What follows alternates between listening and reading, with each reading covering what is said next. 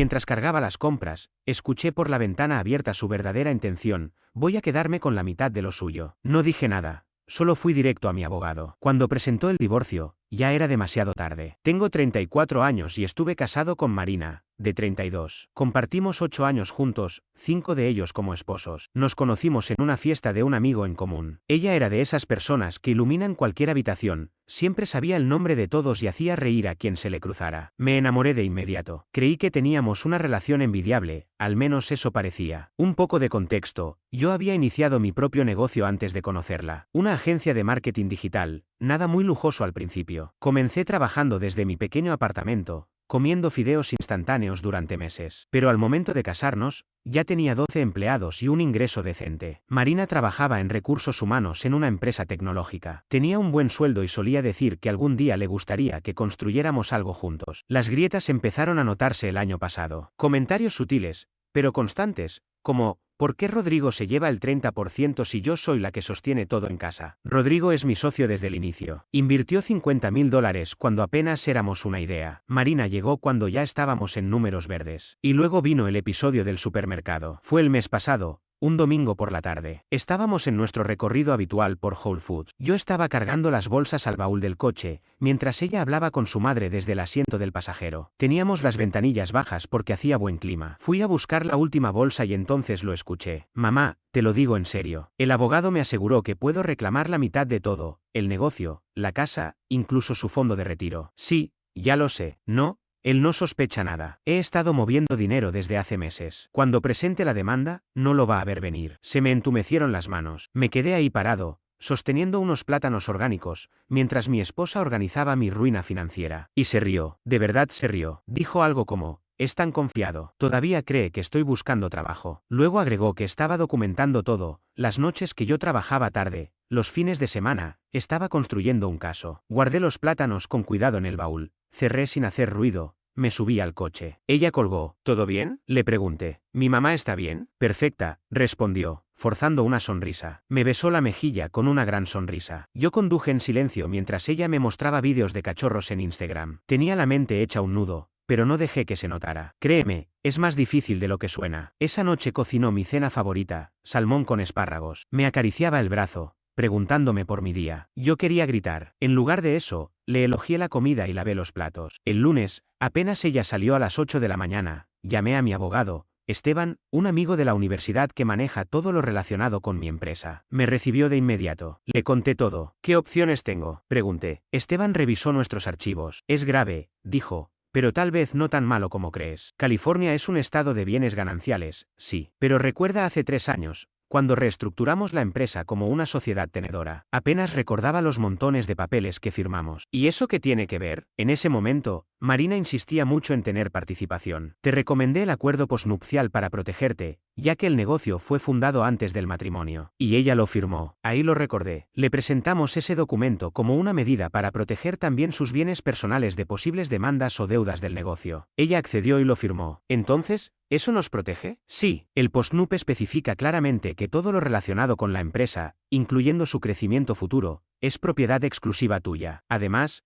tuvo asesoría legal independiente antes de firmarlo. No puede reclamar nada del negocio. Respiré aliviado. El negocio estaba blindado. La casa era otro asunto. Fue adquirida durante el matrimonio, por lo tanto, propiedad común. Lo mismo con los ahorros acumulados en esos años. Pasé 3 horas con Esteban y una abogada experta en divorcios de su firma. Detallamos todo lo que Marina podía o no reclamar. El negocio, intocable. La casa, dividida. Los ahorros, también. ¿Y lo del dinero que ha estado moviendo?, pregunté. Hay que documentarlo todo, me dijo. Si está ocultando activos, es disolución fraudulenta del patrimonio común. Podemos usar eso en su contra. Durante 2 semanas, fingí ser el esposo perfecto. La actuación más difícil de mi vida. Mientras tanto, congelé mi crédito, abrí una cuenta bancaria que ella no conocía y trasladé mis documentos importantes, incluido el postnup, a una caja de seguridad. Instalé cámaras por seguridad, claro, y comencé a recopilar pruebas. Descubrí cosas preocupantes. Tenía 3 tarjetas de crédito nuevas a su nombre, todas al tope, gastadas en ropa de diseñador y pagos a lo que parecían ser despachos legales. Confirmé también que no había ido a trabajar en 3 semanas. Según LinkedIn, había iniciado una nueva etapa como consultora independiente. Esa nueva etapa incluía a Mauricio Garay, su exnovio del instituto. Aparentemente, había vendido su startup por una fortuna.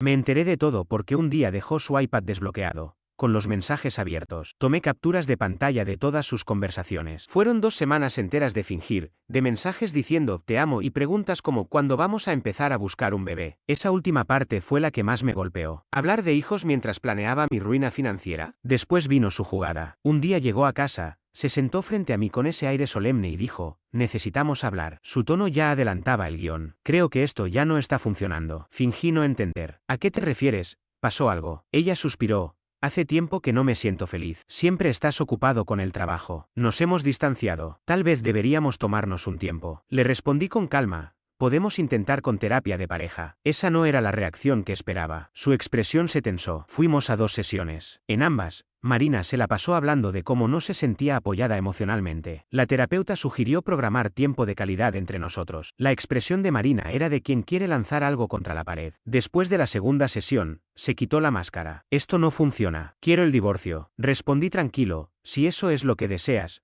podemos hacerlo de manera amistosa. Ella asintió, muy segura de sí misma. Sin abogados, dividimos todo por la mitad. Perfecto, dije. Pero dejaré que Esteban revise todo antes de firmar. Solo sentido común. Ella frunció el ceño. No confías en mí. Es solo un trámite, Marina. Espero que lo entiendas. Un mes después, su abogado envió los documentos iniciales. Ahí empezó la verdadera batalla. El proceso fue largo, burocrático, con muchos papeles y tiempos de espera. Finalmente llegaron las demandas formales. Quería el 50% de mi empresa, la casa, pensión alimenticia porque, según decía, había sacrificado su carrera por mí, mi coche, y el 70% de todos los activos líquidos. Esteban soltó una carcajada cuando leyó todo eso. Ambicioso, dijo. Déjame responder. Su respuesta fue quirúrgica. Incluyó una copia del acuerdo posnupcial firmado por ambos, donde se estipulaba que el negocio era propiedad separada, aceptó dividir por la mitad la plusvalía de la casa según tasación, rechazó la pensión con pruebas de que Marina nunca dejó de trabajar y tenía buen salario, adjuntó pruebas de que el coche era un activo de la empresa, comprado a través de la sociedad, y propuso dividir solo los fondos comunes a la fecha de separación. La abogada de Marina respondió con amenazas. Quería impugnar el acuerdo alegando que ella firmó bajo presión. Esteban no se inmutó. Perfecto, que lo intenten. En juicio todo se investiga. Entonces decidimos mostrar nuestras cartas.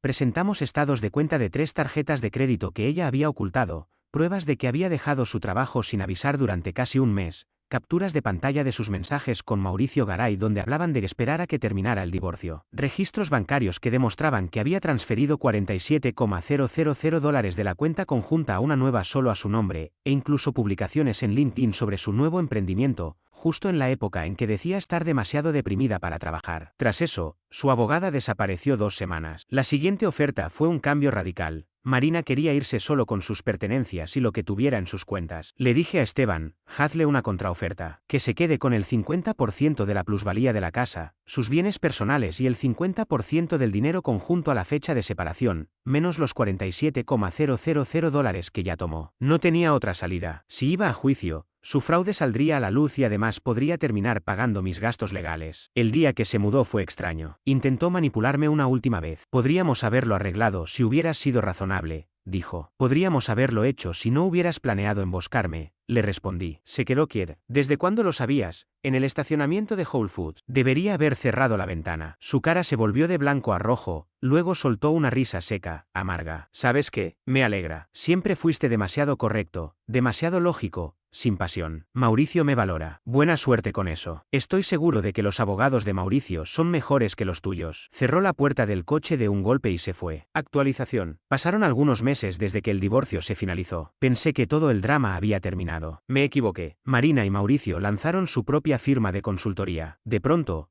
3 de mis clientes más importantes rescindieron sus contratos. Todos con la misma excusa vaga. Estamos reestructurando nuestra estrategia de marketing. Me llamó la atención porque eran cuentas sólidas de varios años. Investigando un poco, encontré algo preocupante. Los 3 habían contratado recientemente a un nuevo consultor. Marina estaba utilizando información privilegiada sobre mi empresa. Estrategias que yo había compartido con ella en la intimidad del hogar. Detalles sobre mis márgenes para ofrecerles precios más bajos. Llamé a Esteban. ¿Esto es legal? Es un terreno gris, respondió. Se llama interferencia contractual. Es difícil de probar, y como ella nunca fue tu empleada, no hay cláusula de no competencia que la limite. Es poco ético, pero no necesariamente ilegal. Estaba enfrentando una pérdida de más de 400.000 al año. La rabia me invadía. pero entonces, se puso arrogante. Recibí una llamada de Ángela, nuestra jefa de proyecto senior, y noté de inmediato que sonaba nerviosa. Me dijo que Marina, mi ex, se había puesto en contacto con ella ofreciéndole un empleo. Le pareció extraño, sobre todo porque le preguntó directamente por nuestra cartera de clientes. Sabía que ese era el momento clave. Puse a Esteban en altavoz y le pedí a Ángela que prestara mucha atención. Le dije que fingiera interés, pero que le exigiera a Marina una oferta formal, por escrito, incluyendo un contrato. Ángela, siempre impecable, manejó la situación con calma. Mostró dudas al principio, pero consiguió que Marina le enviara un correo con todos los detalles, duplicaban su sueldo actual, le ofrecían un bono por firmar, y lo más grave, le exigían llevar una copia de nuestra lista de clientes activos y propuestas en curso. Era un caso de espionaje corporativo, empaquetado como una simple propuesta laboral. Esteban redactó una orden de cese y desistimiento impecable. La enviamos a Marina, a Mauricio Garay y a su abogado, adjuntando el correo electrónico que Ángela había recibido. En la carta amenazábamos con una demanda civil de varios millones, además de notificar a la fiscalía para abrir una investigación penal. Pasaron 3 días sin respuesta, hasta que recibí una llamada directamente de Mauricio. Intentó sonar conciliador: seamos adultos con esto. Yo respondí seco: tu socia intentó robar a mi personal y mis secretos comerciales. Eso no es madurez, es un delito. Su excusa fue que Marina era apasionada, que se había dejado llevar. Me dijeron que estaban dispuestos a enmendar la situación. Me ofrecieron $250.000 como compensación para cubrir las pérdidas y que todo quedara ahí. Les hice una contraoferta de $500.000. Finalmente acordamos $400.000 y un compromiso legal que prohibía a Marina, a Mauricio o a cualquier empresa vinculada con ellos volver a contactar a mis empleados o clientes. Esteban me explicó que ese dinero cubriría el ingreso perdido. Después de impuestos, la cifra final permitiría estabilizar el negocio. Lo mejor vino después. Rodrigo, mi socio, llevaba tiempo considerando abandonar la empresa para iniciar su propio proyecto. El acuerdo me dio la liquidez necesaria para comprar su participación del 30%, quedándome así con el 100% de la empresa. Mientras tanto, las redes sociales de Marina se llenaron de frases motivacionales, de esas que hablan de renacer, de nuevos comienzos. Esteban, curioso, investigó un poco más y descubrió que la venta de la startup de Mauricio había sido en gran parte una fachada, y que su divorcio anterior fue un completo desastre legal. Era un patrón. El golpe fue real, sí, pero haberlo enfrentado de forma profesional me ganó cierto respeto. Incluso llegué a colaborar en proyectos con algunos competidores que se impresionaron al ver que no me dejé pisotear. Aún dolía. 8 años no son poca cosa. La terapia ayuda, pero la casa se sentía vacía. Estoy considerando venderla. Tiene demasiados recuerdos. 6 meses después todo empezaba a parecer más estable. El negocio creció un 20% en comparación con los meses previos al escándalo. Contraté a 3 personas nuevas. Todo marchaba bien, hasta que el martes pasado mi recepcionista me avisa: hay una tal Marina que quiere verte. Sentí que el estómago se me congelaba. Le pedí que le dijera que no estaba disponible y que debía abandonar el edificio. Ella respondió que esperaría. Fui al sistema de seguridad para confirmar. Era ella, pero no se parecía en nada a la mujer que conocí. Su ropa de marca estaba arrugada, sin maquillaje, el cabello descuidado. Bajé al vestíbulo. Tienes que irte, le dije con voz baja pero firme. Estás incumpliendo el acuerdo. Por favor, susurró, con los ojos llenos de lágrimas. Solo 5 minutos. No es sobre trabajo. Necesito ayuda. Contra mi mejor juicio, la llevé a una pequeña sala de reuniones. Dejé la puerta abierta y Ángela se quedó justo fuera. Marina comenzó a llorar. No eran esas lágrimas teatrales de otras veces, sino un llanto roto, desesperado. Mauricio me dejó, alcanzó a decir entre sollozos. Vació las cuentas de la empresa. Dice que cometí fraude porque no le entregué los clientes que prometí. Sus abogados me están amenazando. Yo simplemente la miraba. Sé que no merezco nada. Sé que lo que hice fue imperdonable, pero estoy asustada. No tengo a dónde ir. Mi madre no me contesta. Nadie quiere saber nada de mí. Solo necesito un préstamo para pagar un abogado y volver a empezar. ¿Quieres que pague al abogado con el que vas a demandar al tipo con el que intentaste destruirme? Fui una tonta. Él me dijo exactamente qué hacer, cómo convencerte. Juró que no pondría resistencia. No, vi cómo la esperanza se desvanecía de sus ojos, reemplazada por algo más frío, más desagradable. Tienes esos 400.000. Ese dinero es mío. Yo me gané esa compensación. Ahí estaba la Marina de siempre. Ese dinero es por los daños que causaste. No te ganaste nada. Lo perdiste todo, dije con firmeza. Te di 8 años, gritó de pronto. Y tú te quedaste con la mitad de nuestra casa, con la mitad de los ahorros. Esto no ha terminado. Me levanté para irme. Me sujetó del brazo. Iré a la prensa, amenazó. Les diré que me maltratabas, que planeaste todo esto para dejarme sin nada. Voy a destruir tu reputación. Fue lo último que dijo antes de que sacara mi teléfono y comenzara a grabar. Repítelo, le pedí con calma, en voz alta, mirando a la cámara. Ella soltó mi camisa al instante. Su expresión se desmoronó. Yo no, la interrumpí. Tú sí, y por eso no volveré a ayudarte. No has cambiado. Minutos después, el personal de seguridad la escoltó fuera de mi oficina. Iba gritando que yo le había arruinado la vida. Una semana después, recibí una llamada de su madre. Me pidió disculpas por todo lo que había sucedido. Estaba devastada. Me aseguró que había decidido cortar todo contacto con Marina. La crié para que fuera una mujer distinta, dijo entre lágrimas. Pero no reconozco en lo más mínimo a la persona en la que se ha convertido. Actualización. Pasaron 3 semanas desde aquel escándalo en la oficina cuando recibí una llamada de una investigadora del Departamento de Delitos Económicos. Se presentó como Brenda Ruth. Necesitamos hablar sobre Mauricio Garay, dijo sin rodeos. Sabemos que él y su exnovia intentaron interferir en su empresa. Mi corazón empezó a latir con fuerza. ¿De qué se trata esto?, pregunté. El señor Garay ha estado bajo investigación desde hace tiempo. Llevamos un caso en su contra por fraude en serie. Su método consiste en detectar personas atravesando divorcios conflictivos, asesorarlas para esconder y desviar bienes, y luego, una vez finalizado el proceso, robarles el dinero del acuerdo bajo la promesa de un negocio conjunto. Su exnovia, la señora Marina, parece ser su última víctima. No pude evitar reír. ¿Víctima? No, ella fue su cómplice. Legalmente, respondió Brenda. Puede ser ambas cosas. Tenían pruebas bancarias. Marina había recibido alrededor de $340.000 entre la venta de nuestra casa y su parte de los ahorros, y había transferido todo ese dinero a Mauricio para una supuesta inversión inicial. Él le prometió el 50% de una empresa que no tenía fondos, ni operaciones reales. La dejó sin un centavo. Era irónico, tan espeso que costaba tragarlo. Necesitamos su testimonio, continuó la investigadora. Su relato y las evidencias que pueda aportar son claves para establecer el patrón delictivo. ¿Y yo qué gano? Satisfacción, justicia, y un registro público que dejará claro lo que intentaron hacerle. Acepté. Les entregué todo. La grabación en Whole Foods, la historia del acuerdo posnupcial, el correo de Marina a Ángela, absolutamente todo. 2 meses después, Mauricio fue arrestado. Ese supuesto negocio millonario de 30 millones era una fachada. Un castillo de naipes financiado con el dinero de sus víctimas anteriores. Marina fue obligada a testificar contra él. La vi subir al estrado, confesar bajo juramento todo lo que me había hecho, mientras intentaba pintarse como una mujer ingenua y manipulada por él. La fiscal no tuvo piedad. Señora Marina, ¿admite que cometió fraude contra su esposo para apropiarse ilegalmente de sus bienes? Sí, y solo cuando su cómplice la estafó a usted decidió que lo que estaban haciendo estaba mal. Sí. Mauricio Garay recibió una condena de 8 años, su tercer delito comprobado. Y aquí viene la parte más impactante. Como víctima reconocida legalmente del fraude, Marina tenía derecho a una compensación. Pero luego de incautar y liquidar lo poco que quedaba de los bienes de Mauricio,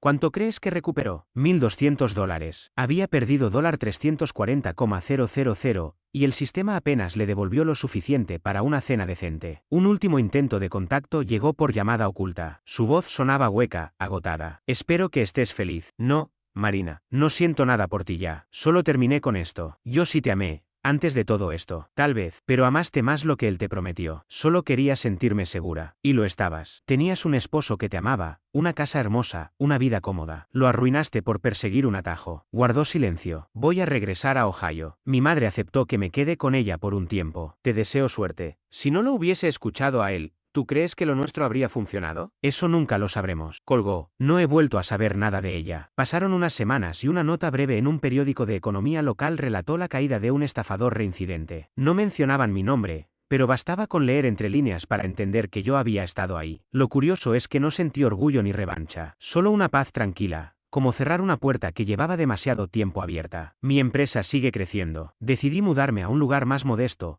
pero con algo importante. Cada rincón me pertenece, sin condiciones ni cicatrices. Conocí a alguien distinta. Se llama Ana, da clases en un colegio y tiene una visión de la vida completamente alejada del mundo corporativo. Le interesa más compartir un café por la tarde que un reporte de ganancias. Con ella, los días son sencillos y reales. Ya no busco justicia en las miradas ajenas ni necesito explicar lo que viví. Lo que perdí, lo reconstruí paso a paso, sin ruido. Y lo que aprendí, eso no se olvida. A veces, la vida no te da explicaciones, pero sí segundas oportunidades. Y a mí, esta vez, me tocó elegir bien.